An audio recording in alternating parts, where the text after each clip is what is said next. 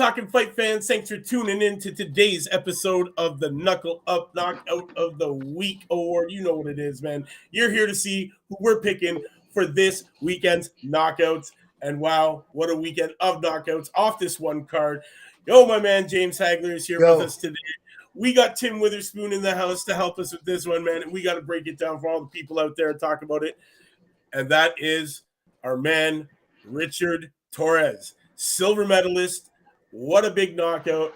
Holy crow. Cedric, guys, let's talk about it. Wasn't wasting any time. Right as soon as the bell rang, he came across this big heavyweight set. Landing that jab, big left hand. Homeboy was in trouble. Oh, my God. This guy was in trouble from the get-go, man, to be honest. It was huge, man.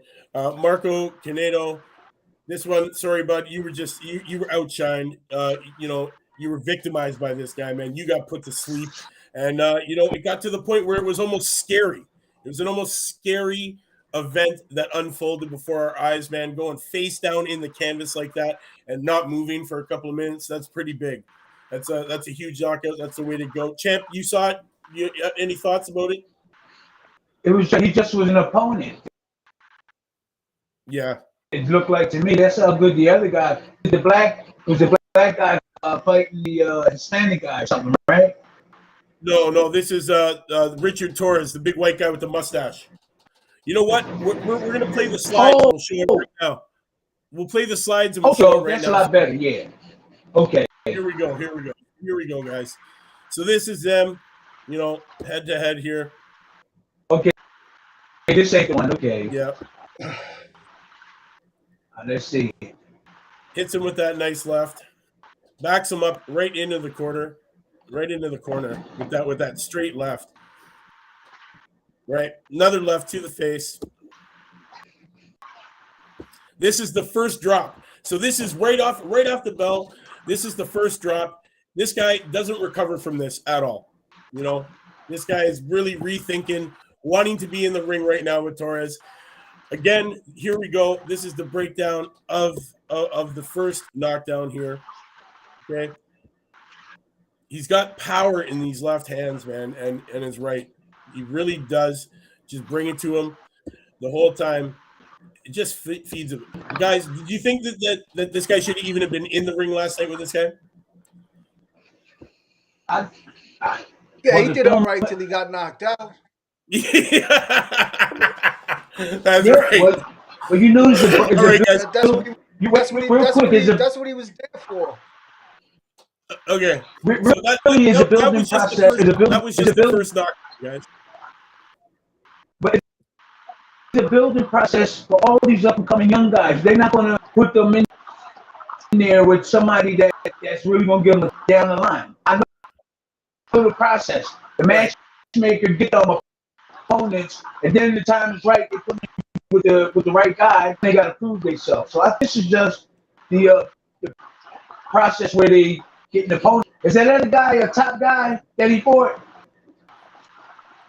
Richard Torrez is coming off a silver medal out of the Olympics in Tokyo. Every time he's in this ring here, he's looking to destroy. He's not looking to do overtime. He's getting in there, getting the job done real quick. Okay, so now I'm going to play a slideshow of the actual knockout. It's vicious. It's a vicious knockout. This one's real big, guys. So from here. That's when they should have stopped the fight right there. Yeah, well, in the first knockdown, definitely.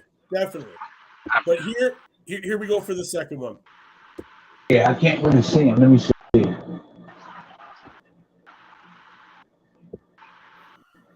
Second. Here comes that big left.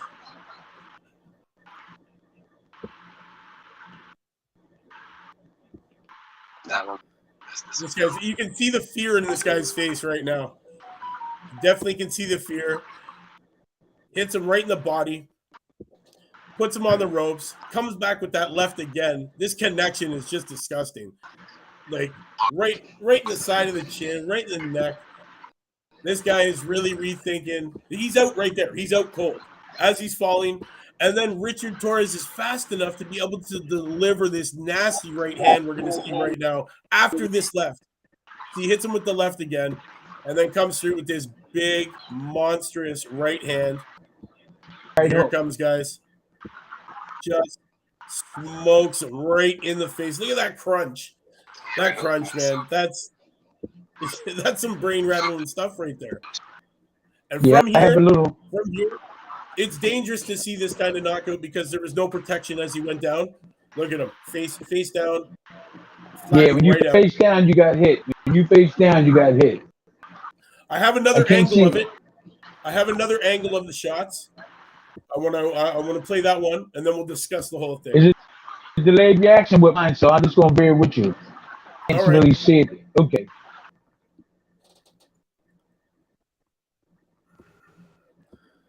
So this is what it looks like on the other side, the receiving side of what just happened. Whoa. I thought he got his jaw broke because his mouth was wide open. Oh, my God. Honestly, wait till you see the ripples in the back of the neck. Like, look at the way he's just connecting here.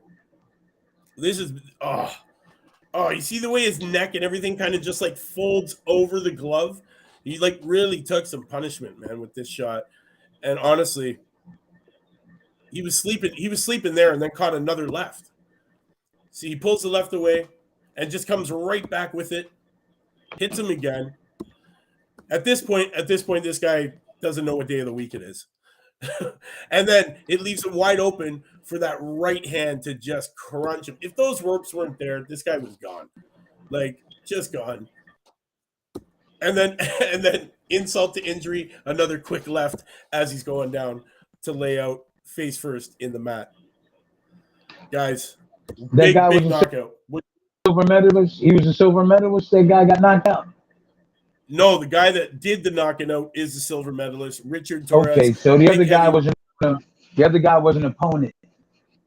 Yeah, he definitely was an opponent. He was 4-2 going into that fight, and Richard Torrez was 2-0 with 2 knockouts going into that fight. So, Richard Torrez, this guy, he's ranked right now number 59 out of 364 in the United States. He's ranked 232nd out of 1,345 in the world. And this kid is only 23 southpaw, and he's from Tulare, California. And, this guy, he's going to be doing big things in the ring, man, for days to come, weeks, months, years to come. This kid, he's got big, heavy hands, and he's definitely showing that he can dominate in the ring. Thoughts, guys? What? Go ahead, James. You can go ahead. James, any thoughts? Well, I don't know. It's still early to see this guy. He hasn't fought anybody really to really say how good he's going to be. So we're going to see how he's going to be as he as he steps up in his opponents and in his fight. So he definitely has a puncher's chance, and he looked pretty good to me against that guy. So like I said, we have to see what type of opponents he fights, and let's see how well he does against better opposition. Definitely. I can't wait to see this guy really get in there. They will be testing him. Really, I believe this is more of a showcasing, to showcase the talent that this kid got, and that transition from, going from the Olympic style of boxing into the pro and paid ranks, which is a big difference in styles of boxing. So it's nice to see that he's transitioning well. And he does have some skill behind him to be a silver medalist. Will he be able to put that skill to test? Only time will tell, depending on the opponents who are going to test him. But right now, anybody they're putting in front of him who is not in the same kind of skill set, man, to be honest, he's just knocking these guys out, man. I would like to see him. I will tell you the truth. I would like to see him fight Anderson. No, that's too soon. It is too soon. Yeah, that's way too soon. Yeah, I know, but you know what? Anderson has a lazy jab. That dude come over with the right hand. He comes over that jab with the right hand. It's over. Yeah. He's big and strong too. Cedric's chimed in here. He said he landed it perfect on the chin. The face plant, he was out for about 5 minutes without moving before he actually woke up. He's been looking good so far. Let's see if he can up versus better competition. You know what? Let's see if he can do that. That's what we really want to see, him step it up. You know what? Jared Big Baby Anderson and him are going to cross paths eventually. Let's be honest. They're both heavyweights. He better learn some stuff. You know what? Yeah. You better learn some more stuff. Anderson's going to need to learn some stuff too because of that little lazy jab. Defense, Tim. Defense. Remember, they got to learn defense. Definitely. No, I seen him fight, and they makers, the builders are building. They've been building them really good, and the other guy, the Spanish guy, just won. They're building them good.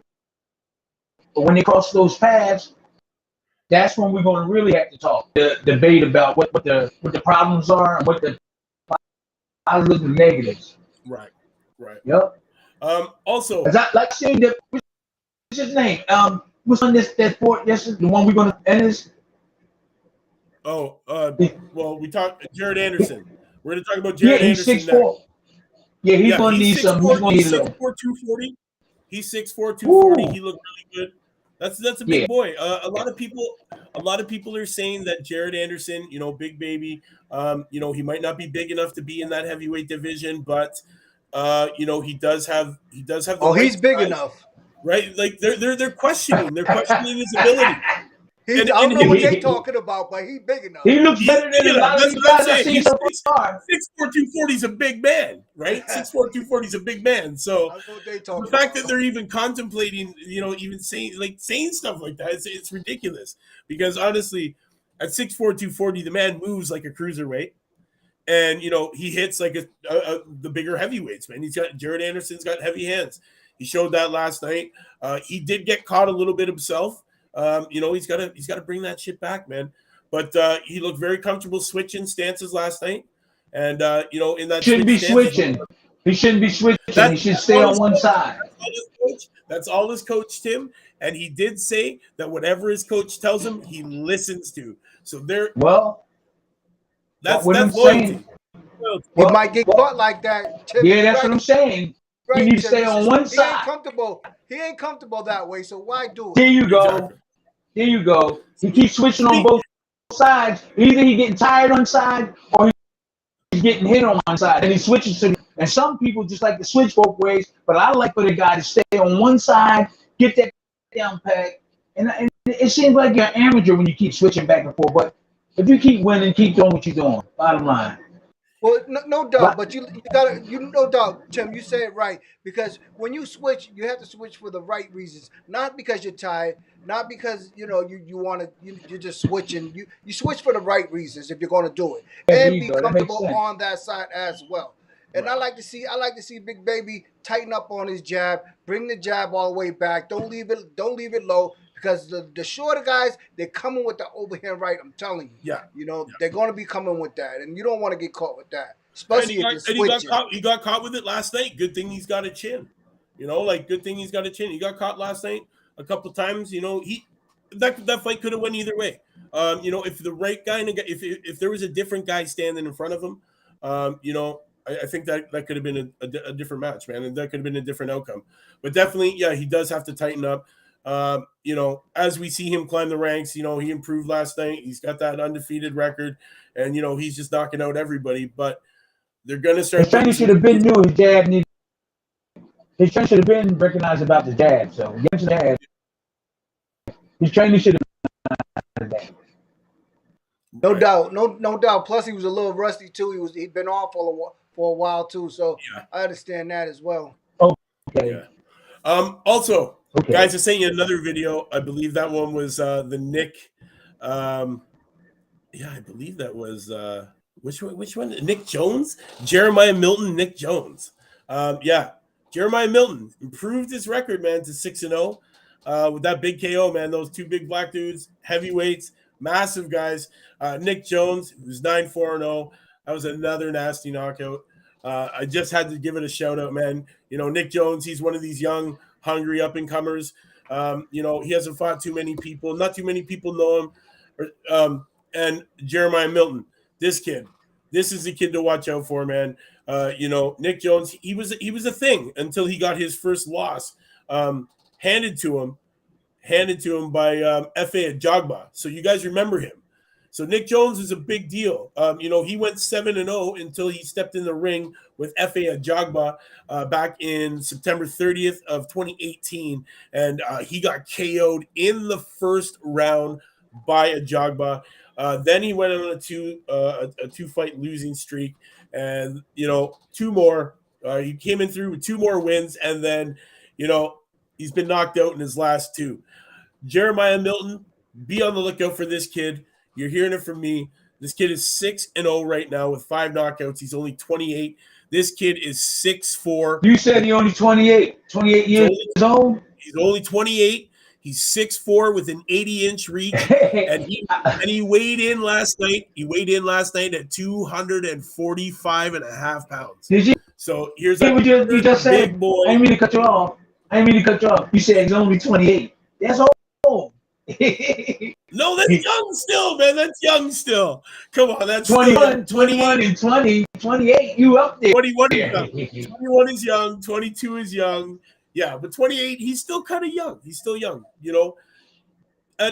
for a heavyweight, man. Heavyweights, they got some longevity in there, man. Come on, champ. Okay. Come on, champ. You in your 60s, you're about to get in the ring in October.